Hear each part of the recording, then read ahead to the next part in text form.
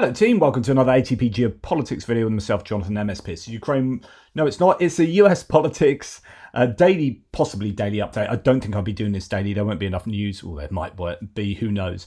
But I'm going to try and keep you updated with news on the election in the US presidential election, contest between Kamala Harris and Donald Trump. There is a lot of news coming out just now because she's only just sort of declared. She has got over the halfway mark for Democrat delegates to be able, well, I think to signify that she's almost certainly going to be the nominee. She's a presumptive nominee at the moment. Anyway, we'll see when it gets to the DNC convention, the Democratic National Committee convention, on August the 17th, see what happens exactly there. I think they're still working out the rules to that. There are these claims that it's all like illegal type thing, that the whole process is being done wrong, as if like the Republicans get to dictate how the Democrats should be selecting their candidate. It seems really bizarre, but we'll come on to that in a second. I just want to, obviously I'll start most videos by saying, look, I'm super biased. I would rather Kamala Harris won, particularly with the Democrats' approach to Ukraine, as opposed to the Republicans. That's a major concern for me. I'm not a US citizen, but I think on domestic politics as well, I think they're much more likely to look after middle-class Americans, much more likely to be for the everyman rather than for the rich, and to kind of pull apart environmental and workers' rights legislation, so on and so forth. So I think the Republicans are really looking at policies. I think there are substantive policies that they're particularly throwing out their rallies, and I think that's been the case for a long time. They go, so I know I'm going off on loads of tangents already here, but Trump has a tendency not to be substantive with the claims he makes. If you listen to all of his rallies he's ever given, just unpick that amount of time, look at the percentage amount of time that he's of all of what he says that he spends talking about actual policy in any explicit terms, and you'll find that he completely lacks substance. He is very much about invective and criticisms of the opposition and slagging people off and having weird anecdotes, and so on and so forth, and talking about Hannibal Lecter and sharks and whatever else comes to his mind. But he doesn't talk an awful lot about exactly what his administration would do, what they've achieved in any kind of granular sense, right?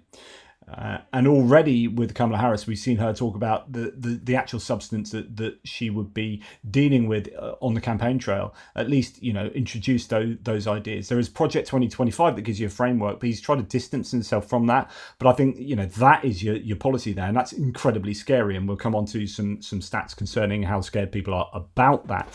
So, yeah, I completely have tangentially digressed from where I was.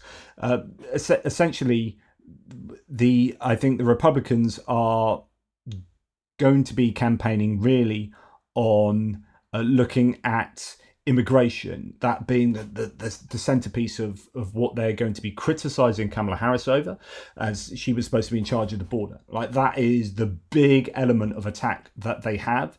And if they can build up a sensible policy towards the border, other than just rounding up millions of immigrants and shipping them across the border and building up a massive wall, I don't know if they can be maybe a little bit more either sensible or I mean, if that's just their policy, then really that's going to hand the Democrats some more ammunition to campaign with, because they can either be hard or easy on immigration and still come across as more humane than the Republicans there. So again, remember, all that you're talking about with regard to both campaigns is the independents in the middle, the swing voters, and the people that don't usually vote or aren't mobilized enough to vote. So it's going to be a mobilization game. Can the Democrats mobilize more of their base than the Republicans can of theirs? And when the Republicans are struggling with the never Trumpers, so you don't have never Harris's, right? So you've potentially got the entire Democratic base that can be mobilized to support Harris. However, you do have never Trumpers, and Trump is very good at people that love him but not very good at trying to attract the vote from people who are a bit dubious about him. And so the Harris campaign, as it stands at the moment, lots can change, are probably more likely on eating into that a little bit more than Trump is able to eat into that. Some people talk about Trump having a hard ceiling. So there's a hard ceiling to his popularity, and he can't seem to get out of that box to this outside world of the entire electorate of the US, so that he can win an election convincingly. And what's happened is Kamala Harris here, receiving wall-to-wall positive coverage, has to be a dream rollout, has consolidated a fractured base and core constituencies almost instantly, and has re-injected enthusiasm into the 2024 election. If she plays it right, her numbers could skyrocket.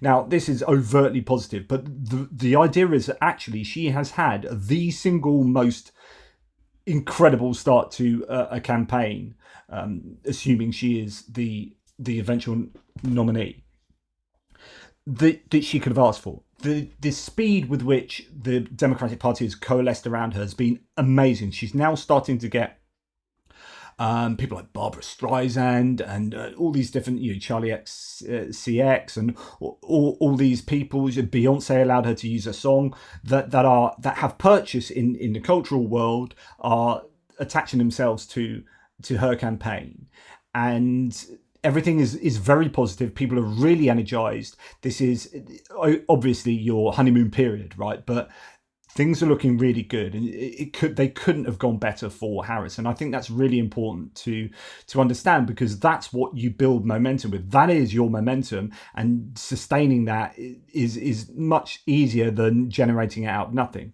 You have just come off the back. The Republicans have just come off the back of the RNC, where they should be high. They should be at the top of their game now. They've had an attempted assassination on Trump. He survived. Should be a hero. RNC. You have the RNC conference bump, and actually it's all been the rug has been pulled out from under them and has been wrapped around Kamala Harris as being this new kid on the block. She's younger, she's got the excitement of the media. Then you have to start getting the mere exposure effect. So the more she is on TV, the more people are talking about her, the more credible she becomes, the more popular she becomes. Her favorability rates will be the lowest right now that they should be for this whole next few months, right? She's going from a relatively unknown position, in comparison to Joe Biden and Donald Trump. She's been sidelined as a vice president. Now she's right there in the spotlight. And when you talk about her favorability compared to Trump, it will only get better. So as Lakshya Jain says here, this is a big if. There is a lot of stuff that the Trump campaign can play with for the border, perceptions around Biden's health, etc., but they haven't been able to do it. And Harris has showed the type of political acumen recently that was cautiously absent from 2019 to 2021. No candidate will get only good news, but she could get 2 weeks of positive coverage, followed by a good VP announcement, followed by a convention bounce. So if you look at that's exactly right. I assume, I really want her to announce her VP now, but I think what she wants to do is milk her popularity now and being in the news cycles. And then just as that starts to wane, maybe after a week or two, you announce your VP, and then you're back in the news cycles and everyone's talking about you and everyone's really excited about that choice.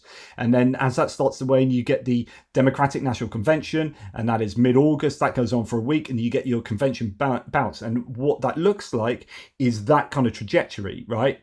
And the Republicans have got nothing. So they're going to be playing attack the opposition because we already know their substance. There is no substance. There's Project 2025, there's anti-abortion, and there's being hard on immigration and the border, and tax cuts for the rich. That seems to be their platform at the moment. And I don't think that's enough to attract the independents and the people in the middle.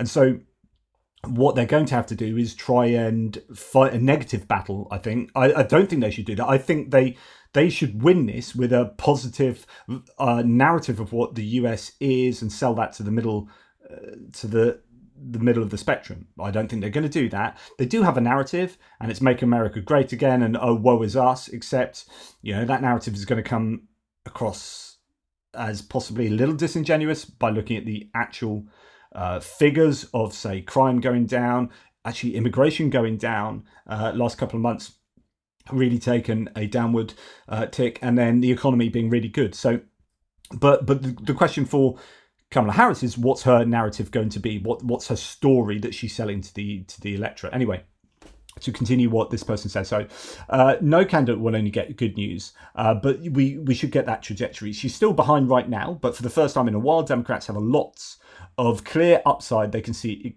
easily see. One more point, absolutely none of this was guaranteed. Firstly, it was remarkable that everyone had the discipline to consolidate instantly. Correct. Secondly, Harris's rollout has been inch perfect. We've seen a lot of botched launches lately. DeSantis, anyone? Correct. Of course, no candidate is always going to go up, and you don't need me to tell you that there is going to be a very, very negative set of news cycles soon about her and her record once that initial bounce fades and Republican attack ads cut through. So she still has a lot of work to do. So she's in this honeymoon period now, partly because the Republican Party have not mobilized to attack Harris. They've got all their adverts sorted out for Joe Biden. They're going to throw them in the bin and start again. So they'll be frantically recording adverts that will be looking at her role as a prosecutor in California. They'll be looking at her role in terms of immigration. They'll be looking at her interviews where it's not gone so well. So that one on immigration where she have you actually visited the border, and she's like, no, I haven't been to the border. Yeah, that whole interview that many of you have probably seen was not good for Kamala Harris. So she has had some sticky moments over the last 4 years, and they will be playing on those big time, the Republicans. What we have been a number. Well, look, actually, before we get to the polls, just in terms of that excitement. So she had a rally yesterday that was really, very good, right? And you had this very positive, smiling person. It's really funny. Like the Republicans and they're going to be doing this. They're going to be campaigning against her. Trump has already done this, taking the mickey out of her laughing, right? But the great thing is she can own this. And there's an interview with Drew Barrymore where she talks about her laugh, and the laugh comes from her mum, who had a real belly laugh, and as a family they used to sit around and drink coffee and tell tall stories and just laugh. Really kind of human interview. So my advice to her with these things is a bit like coconut and context: own them and turn them into positives. And what she should do there is say, I laugh, because I'm a happy human and I'm a positive human. When was the last time you heard Trump laugh? Literally, when was the last time you heard him laugh? Not smile, not give a grimace when he's taking the piss out of someone. When have you heard him belly laugh? When have you heard him joyfully exude positivity? And of course, as far as I'm aware, and someone else I was watching a video where they said, oh my goodness, I have never, ever, ever seen Donald Trump laugh. Wow. So rather than have to defend that in a kind of, or just own it, say, yeah, I laugh. Do you laugh? No, do you laugh? What kind of a human doesn't laugh? It's about owning these things, and I think she's in a great position to do so. She was so positive, and it was a really very good stump speech.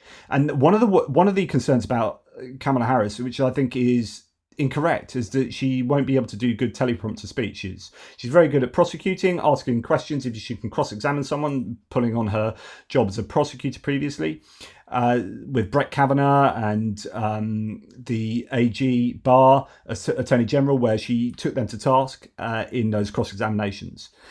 But actually, when it comes to giving a speech, she's not very good. Well, actually, she has shown that she is very good now, and I would disagree. I think her cadence and timing has been really good in the speech she gave at Wilmington, in the speech she gave at the White House, which is only a very short one, Wilmington, and then in Wisconsin last night. She was absolutely brilliant and on point. And so I don't think that is her weakness. Her weakness is going to be in debate. So that interview where she absolutely had a sort of torrid time in being attacked on whether she actually had been to the border. She was almost at one point, she's like a rabbit in headlights. You need to be able to react big time and confidently to these attacks on the fly, right? And that's what Biden was unable to do in the debate, and he showed himself to be too cognitively weak. What she needs to be able to do is be able to handle Trump aggressively, and that will be in a different context to that prosecutorial scenario where she's in the position of power. Someone is physically lower than, in both cases I think she was above them, asking down to them, and no, I'm talking, you answer this question. Whereas in a debate which is more interactive like this, how does she fare in those kind of situations? I think that could be her weakness. It could also be a strength. She could also be able to challenge Trump. So that time against, was it Kavanaugh? I think it was Kavanaugh, where she's like, "No, I'm talking." No, it wasn't. It was in the VP's debate against Mike Pence. She actually debated Mike Pence in the VP's debates in 2020, and she did. Was it? Yes, in 2020, lead up to that election. And she did really well. And she said, no, I'm talking. No, I'm talking now. I'm talking now. And she was like, took on that really almost like teacher like position of saying, no, right. And if she can do that with Trump, who will have a tendency to try and speak over her, and she's like, no, excuse me, I am talking now, then she can show Trump up, because all the time you do that, you show Trump to be some kind of overriding attempted bully. And Trump has agreed, I was going to talk about this later, but might as well bring it in now. Trump has agreed to do a debate that he'll do. He was going to pull out the ABC debate and said he would only have it on sort of Fox. But Trump is ready to have a debate with Harris, able to take place in September the 10th on ABC. It's previously insisted that he wanted a more conservative Fox News outlet to do it, and that ABC was a joke. But nonetheless, that's good news. So, she's looking stronger in her rhetoric, and the way that she conducts herself in these public outings. It'll be interesting to see whether that transfers across into a one-on-one stage, and I'm sure she'll be getting an awful lot of training up until September the 10th. She'll also be having to react against, Fox News giving her very difficult questions, I'm sure, in pressers and whatnot, that I'm sure she'll be involved in, and needing to hit back hard. But that'll give her good training, because that'll be, Fox News will be working on behalf of the Republican Party, really, in showing these sorts of arguments the Republicans will be levelling against her. Anyway. And then we can look quickly at some polls that come out. The caveat is these polls are really early. They're not going to mean too much. The positive ones, yeah, they're positive. Okay, still a long way to go. Negative ones, yeah, they're negative. Still a long way to go. Whatever. However, Morning Consult poll has Trump ahead 47-45, but that's all right. That's not too bad at all. And Reuters Ipsos poll has Harris up 2 points on Trump. And that's very fascinating. But again, those caveats apply. So this is being reported in USA Today here as Harris has been quickly building momentum among the Democratic base as she seeks to clinch her party's nomination. And former President Donald Trump may be in trouble with a new competitor, a new poll shows. The poll conducted between July the 22nd and 3rd, so very recent, found Harris leading Trump 44-42 among registered voters. So this is good. It's not anyone. It's not randos, many people who they're actually not likely to vote. These are registered voters, which means they're more likely to vote. It's slightly different from likely voters, which are then those who are registered that are more likely. But anyway, it's better. 5% of voters said that they would support some other candidate, 4% they wouldn't vote, and 4% didn't know. Poll has a margin of error of 3%. The latest findings show Harris making steady progress. She was previously tied with Trump 44% in the July Reuters Ipsos poll. And what's useful about this poll is it's a like-for-like poll. And that's why I think there's some good analysis of this poll, because she is now up in a poll that she was previously tying with Trump over. The former president was leading Harris by 1% in a June poll. So it's gone from 1% to tied to Harris being 2% up. Interesting. So there you go. What else? Well, there was another poll that came out, which is a Georgia poll.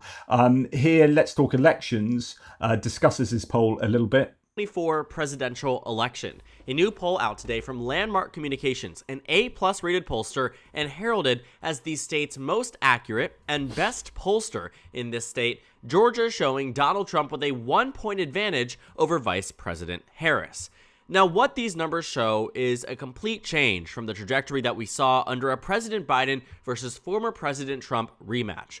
The Georgia numbers were not strong for Democrats in, quite frankly, any regard. The 2024 numbers in Georgia between Trump and Biden showed Joe Biden losing to Donald Trump by 4 points overall. And we saw that for months on end, Donald Trump maintained a consistent lead over the incumbent president. From November 5th, 2023, where Donald Trump started out with a 6-point advantage that only narrowed down around 1.5 points over nearly an entire year, Donald Trump led in to the removal of Joe Biden from the race with a 4-point advantage across the state. So essentially, Georgia has seen Trump easily in the lead across all these different polls. Look at all those reds on there. And Trump was, at one point more than 4%, but more recently 4% ahead of Biden in that Georgia poll, and now is only 1 point ahead in this new poll. So that is a 3% swing, and we haven't really started here. So then the question is, and this is what Let's Talk Elections does in this video, says, well, what happens if you extrapolate that across other states? I mean, Georgia's interesting because of where it's gone recently.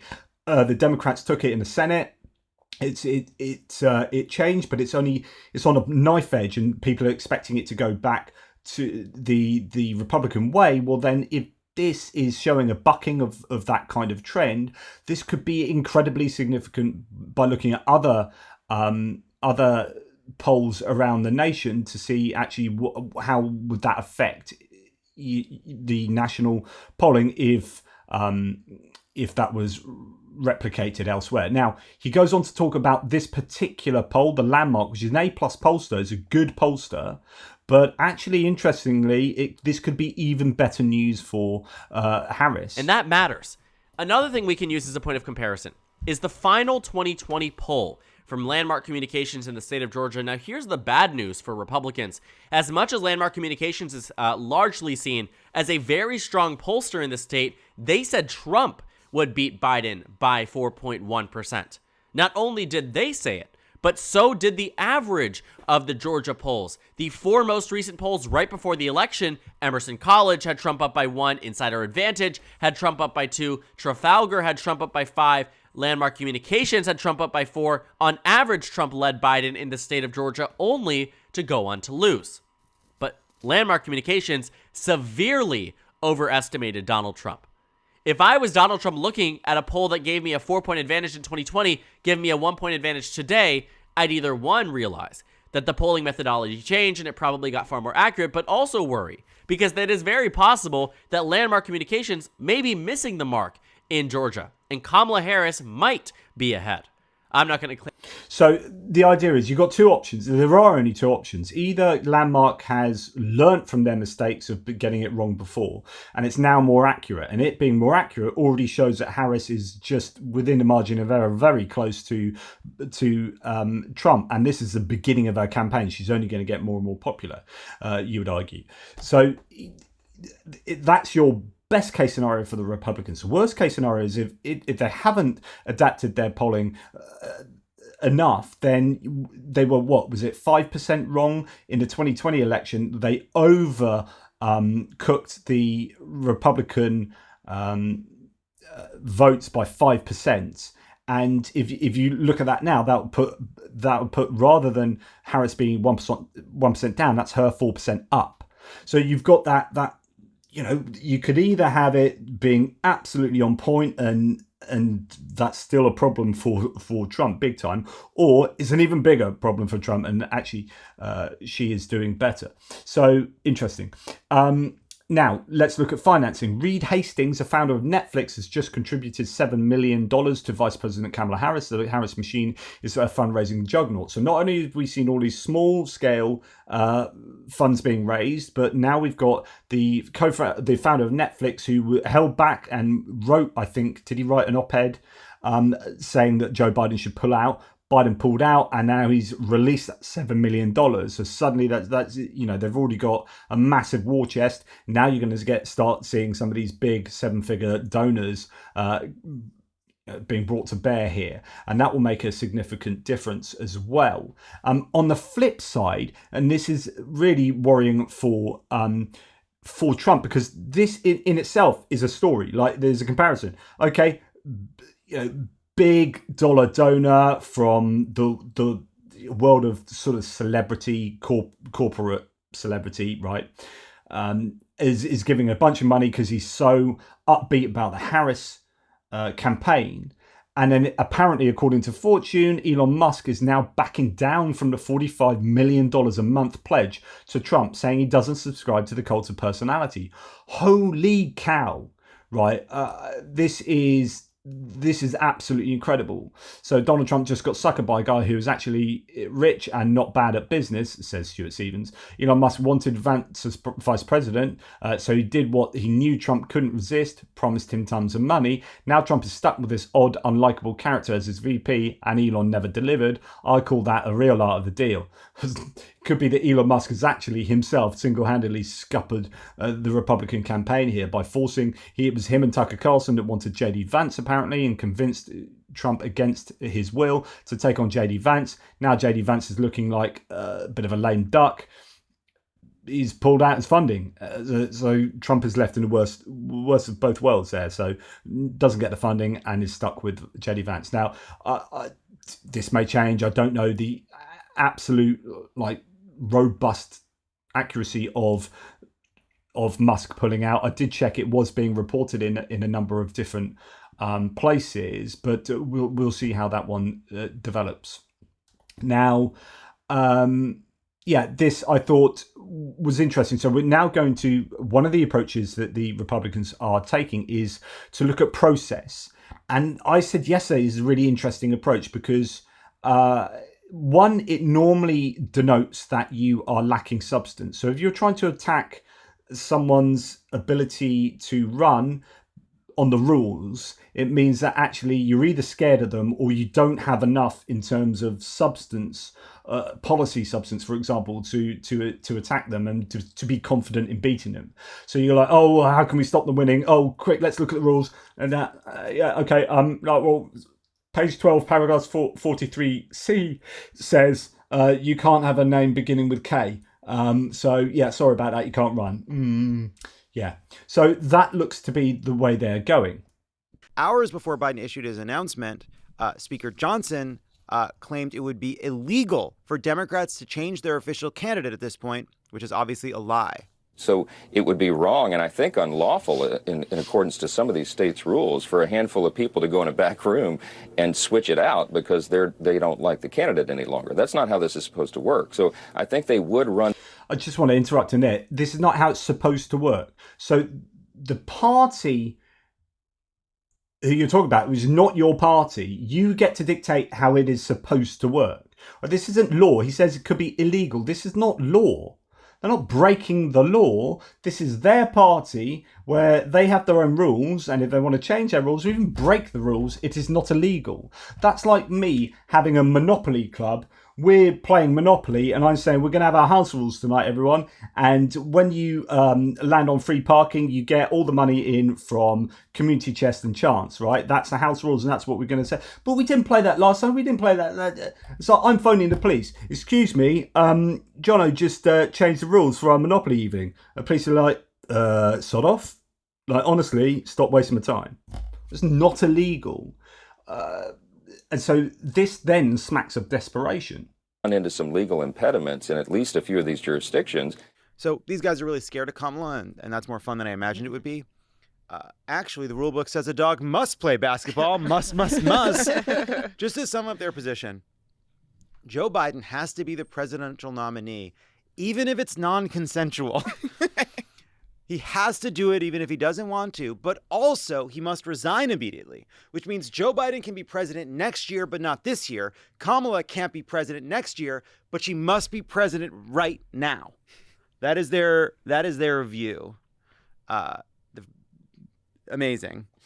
So is the idea also that he needs to, like, if Biden has stepped down, he should also have to step down from being president. That's a point he's also trying to make, which is that Kamala Harris should take over right now as being president, but she's not allowed to take over next year because that's against the rules. So it's just all complete nonsense. And then there's been legal analysis of this as well to say, actually, Mike Johnson hasn't got a leg to stand on there. Then we go to Tucker Carlson, and I did talk about this in the previous Geopolitics video. I advise you, I'm not going to play this, I advise you to listen to this kind of tirade against women here. It's quite incredible. They could phone it in with Biden in physical and mental decline, says Michael Weiss. Now the new strategy emerges. Carlson it's worth noting, spoke to the RNC less than a week ago. So how Justin Baragona summarizes this: during a 2-hour chat with Jason Posobiec, Tucker Carlson says, quote, "We haven't seen big successes from female leaders, claims women politicians are more bloodthirsty and violent than men, blames the Ukraine war on a woman, and compares Kamala Harris to Pol Pot." It's just absolutely insane, right? And so my advice to the Republicans would be, you are not going to win this by attacking, one, her femininity, or like the fact that she's a woman, two, her ethnicity, the fact she's a woman of color, and you start doing that, you are going to, and I said this yesterday, you're going to incur the wrath of women and people of colour. Like, it's just not a good strategy. And that Tucker Carlson would be doubling down on this insane approach is really, really ill-advised, I would say. And in fact, where do we have it? This is precisely the sort of thing that Kevin McCarthy talks about. So if you remember yesterday, Tim Burchett said on interview with Arun Parr that she was only vice president out of DEI pick, so an equality initiative, a diversity and equality initiative sort of pick, that's the only reason she is the vice president. It was just a tick box. You're a person of colour, thank you very much, you're not done on merit. He said he's not done on merit, and so it's terrible. And people are coming out saying, like I said yesterday, don't go down that route. So now you got Tucker Carlson saying all women are bad and she's like Pol Pot because she's a woman, and you've got Tim Burchett saying, well, she's only there because she's black.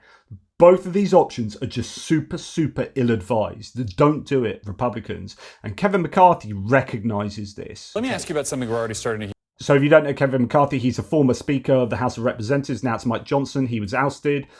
He was a previous Speaker. Then he had to get through 13 different voting periods, make some concessions, and then eventually got in and then got ousted.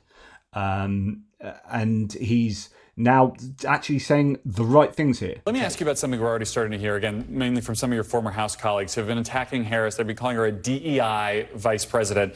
A lot of people already think that attack line is racist. Are you confident that your party and Donald Trump can stay on the other side of the line and not delve into racially charged or racist attacks on a black female I would candidate? say two attacks I've heard Republicans give that are totally stupid and dumb to do is the DEI attack. Okay? The other attack that I would not do is saying that the president has to resign. Interesting. That would be an advantage for Kamala. Air Force One is...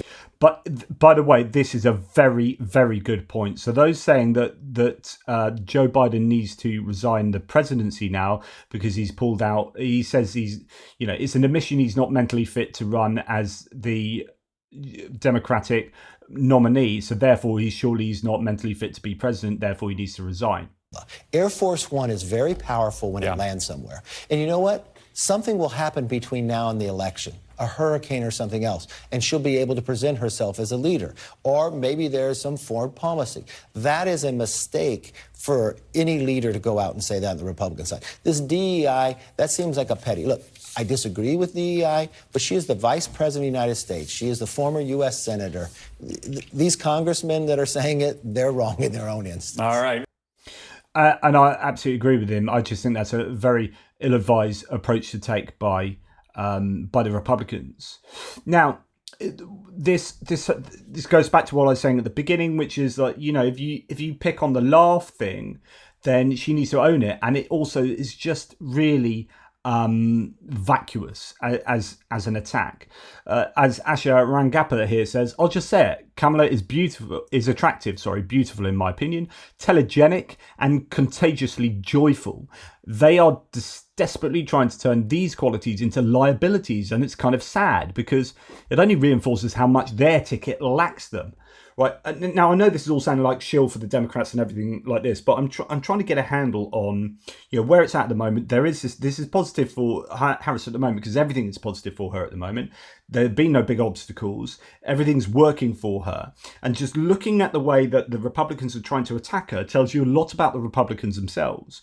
That they are attacking her for laughing and being joyful says that, well, you look at the J.D. Vance and Donald Trump, who are just cynical and critical. And if you look at Donald Trump, he's just never said nice things about anyone apart from people who are obsequiously flattering of Donald Trump. Everything else he says about people is generally negative because it's a zero-sum game. And so someone else's positive attributes somehow take away from him. He is such a transactional human being that everything he sees in the world is in terms of zero-sum game. I've got a child on the spectrum myself who is like this. He finds it really hard of his twin brother to say like nice things of him, or he begrudgingly is positive about anything else because he thinks that being positive about these other people is therefore being negative. It therefore has a negative effect on himself. Like, you can't just both be brilliant, right? His brilliance is my lacking, and that's really difficult to deal with for him. And he's a child, but I think we have an adult here who has that, who any kind of acceptance that other people are great is by extension and a chip away from his own brilliance. And you're only great if you're saying how great I am. That is how he does things, and so that means that their campaigns are going to be very negative and very negative about what are ostensibly really positive attributes, which is her likability, if you like, and her propensity to laugh. Good afternoon, Wisconsin. I just realised I couldn't stop smiling there. Like, and that's the thing. Like, I look at that, right, and I listen to that and see her smiling, and the mirror neurons in my brain, like, this is how our brains work, this is how empathy works. And you can argue that certain people on the spectrum, or certain people who are less able to empathise, have an issue with mirror neurons. Mirror neurons are at fire when you see someone else doing it. They first found this out through a monkey that was having vivisection, and an Italian lab technician or doctor that was working on it walked in, had a break, came back in, and was eating an ice cream, and the monkey's brain had open started, the brain started firing in a way that it was eating the ice cream, and that's how they came to understand mirror neurons. And your neurons fire in a way that you are doing, in that case, the eating of the ice cream. So and that's why your mouth waters when you see someone else eating something that you like, because your brain is basically putting yourself into subjectivity, putting yourself in the other person's shoes. So you literally, I'm eating what you're eating. And so when you see people laugh, you laugh because and smile, because that's the infectiousness of what's going on. Your mirror neurons are firing out of kind of a forced physiological empathy. Good afternoon,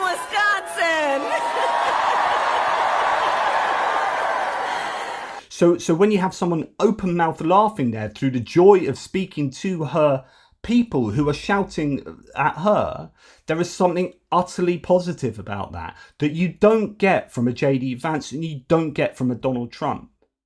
This is, so like, my advice to the Harris campaign would be lean into that, lean into positivity, lean into this being just you're going to be attacking Trump, and you will be very serious about Project 2025 and about Trump's convictions or liability for sexual abuse, right? Lean into those things. But around all that, you're just going to hopefully infuse the campaign with a great sense of positivity. That would be my opinion there. Now, talking about Project 2025, this very scary framework for a Trump administration, about 1 in 10 Americans view Project 2025 favorably. So it's only got 10% of people like that. What are you doing using that as your foundation principles for a campaign where you need to attract over 50% of people? Like, as a strategist, I'd be pulling my hair out, and I haven't got a lot left. As a Republican strategist, I'd be like, we're doomed. Like, what are you doing? So therefore, this is why Trump has to win on him standing up and saying all the Trumpy stuff he does and being just hard on immigration. And that's basically his campaign. That's what his campaign was in 2016 to 2020. That's what his campaign is now, which is Trump. Cult of personality. This is what you like. I say harsh things about other people. You like that because you don't like them.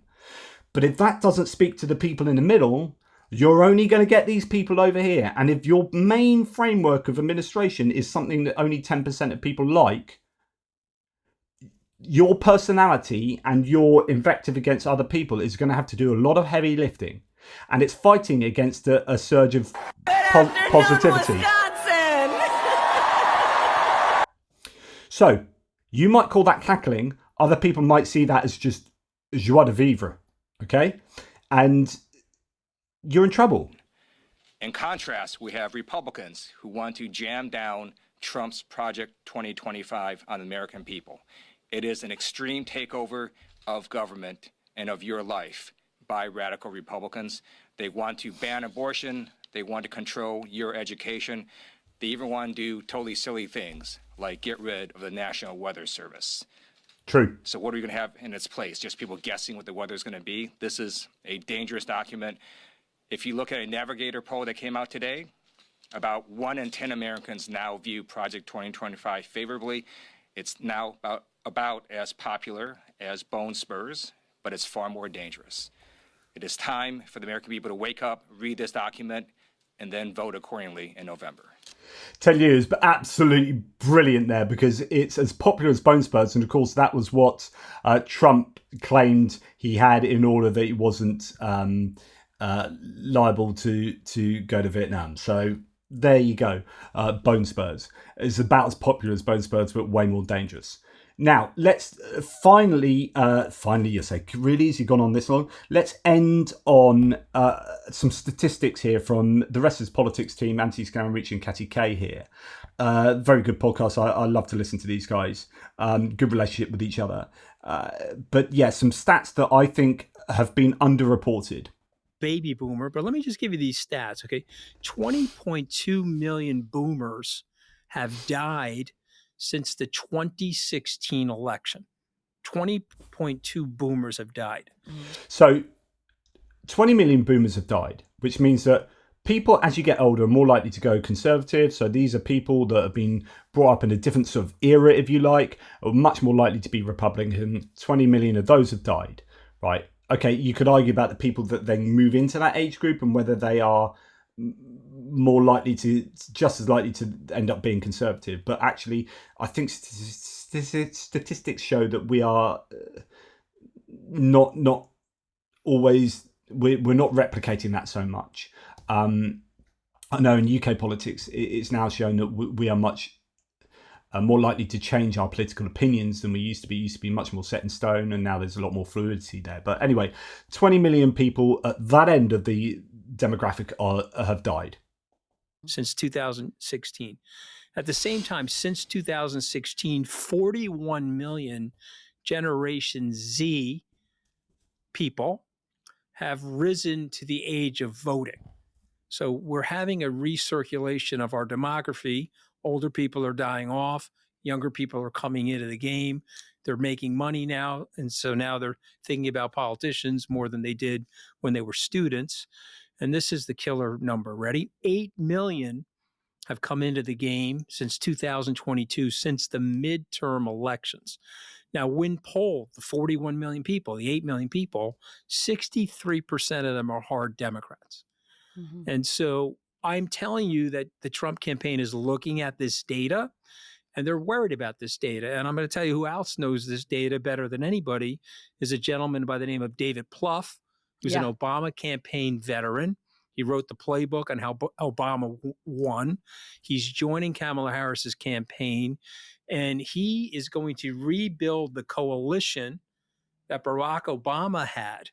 Now, Joe Biden and Kamala Harris. So, and just to add to that, and something he didn't mention is how many, I mean, I suppose it doesn't really matter if you're talking about the 63% being hard Democrats, of those 40 odd million that have been born and reached the age of voting in that same time period. That, I mean, that's really significant, but a lot of that are Latinos. So Latinos are the biggest growing segment, sort of ethnic segment of the US population in terms of growing to old enough to vote. And it is going to be a big competition to mobilize the Latino and Latina and Latinx vote in general. That is going to be a massive project for the Democrats, but also the Republicans are going to be cognizant of that, and they will need to stem the flow of young voters towards the Democrats. And this is when things like Charlie XCX and Beyonce but younger people and Taylor Swift, people like that mean an awful lot, because who are going to have purchase on young people more? Is it going to be, I don't know, Ted Nugent or whoever it is that Kid Rock that the Republicans have? They've just got a handful of people. And then you look at the whole wealth of the popular culture, whole wealth of popular culture figures that lean Democratic. And this is a serious challenge for the Republicans. May lose some of the white baby boomer, blue collar voters that were adhered to Joe Biden. But she has this unbelievable opportunity to pick up the demography that I just described. So what's your reaction to that? So a lot of those... And are you... So anyway, we'll leave it there. I mean, it's just something to think about, the demographic shift that is very much in favour of the Democrats. And there are more registered Democrats than Republicans in the US. That's been the case for a long time. And therefore, you've had this old school argument that is the Democrats win on mobilization if they mobilize. So, that's partly why you get this idea that suppressing the vote from the Republican point of view is a pathway to victory for them, because the fewer people that vote, the more likely is the Republicans win. The more people that vote, the more likely is the Democrats win.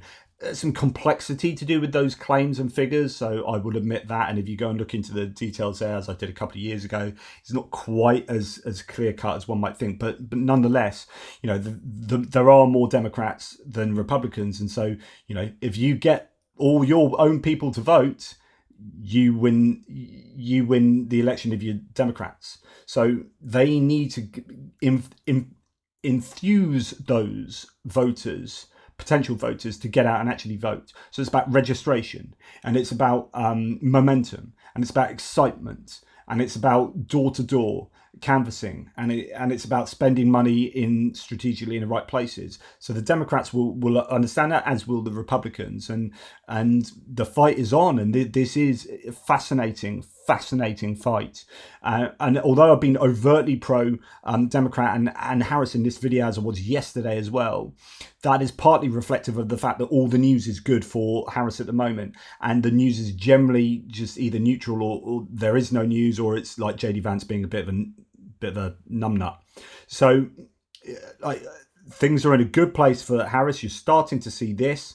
And the question is, when the Republicans can mobilize their campaign to the point of getting out attack ads, will that change things? What will their attack ads look like? Is it going to focus on things like laughter and her womanhood and her ethnicity? Or will it focus on, much more sensibly, things like her her track record with the border, or her track record, or something to do with her as a prosecutor.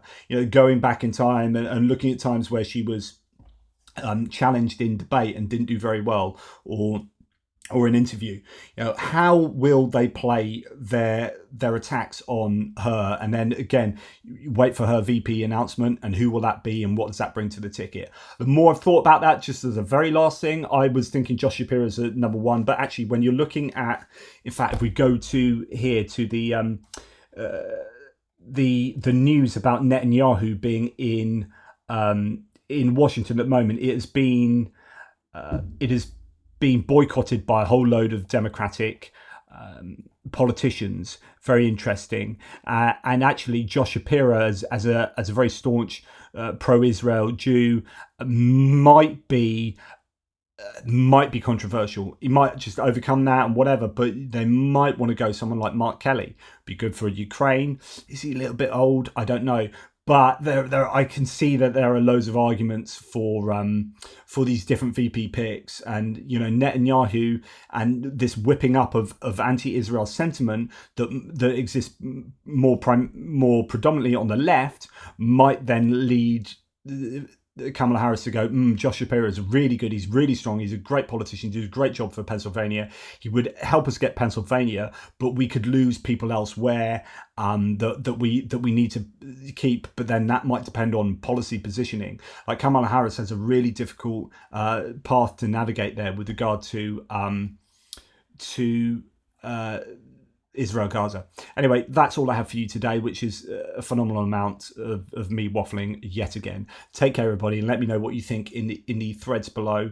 I know that if you are amazingly, if you spent 51 minutes listening to me babble on and you are really pro-Republican, I'm amazed that you're still there. But it'd be interesting to see where you think I'm wrong and what your thoughts are about your own party's chances going forward, and Trump's chances in general, and where the weaknesses are for Kamala Harris. Anyway, take care, everybody. Really appreciate you as ever, and speak to you soon.